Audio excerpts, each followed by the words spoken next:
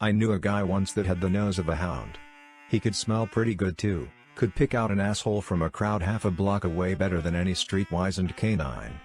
I've never had an overtly gifted sniffer myself, but the wall of stink that was suddenly hitting me now from just behind like a bag of bricks smelled worse than any behind that I'd ever left behind, more like a pile of dirty socks that had been left in the sun after being left in a dirty urinal for 3 days.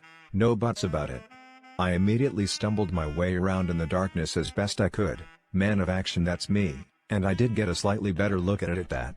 I immediately wished that I hadn't. I've seen ugly before, and I've seen disgusting before too. I've seen things that would make a church lady roll her eyes back in her head and vomit, even some that I hadn't taken home from last call. There was in fact a church lady once, true enough, though her eyes only rolled back in her head just a little after that last drink, and I don't remember her doing any vomiting really until maybe the next morning.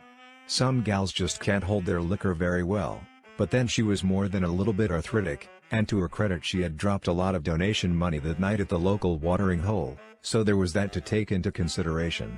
What I was looking at now though was most certainly no drunken church lady, and I had seen at least one from pretty much every unseen angle and then some. No, this reek-ridden visage looked more like the kind of hellspawn nasty that little old church ladies incessantly tried to warn their grandkids about just before nap time, and I was beginning to understand suddenly just why. If I had a grandkid I'd tell it to stay away from creepy-ass nasties like this too, far away, like 3 counties away and then some, and if any buses ran in this part of the city I'd be hopping one to the next county myself. No such luck, alas. It would take more than any impromptu bus ride to get away from this thing. I knew that much in short order. I've always been good at thinking on my feet, quick study that's me, and I promptly decided to do just that, and so I went Middle East in a New York second. I ran. Want more Nick Slick? Of course you do. Just go to jamesontucker.com, where you'll find a link to the ebook that started it all, along with other cool stuff of course.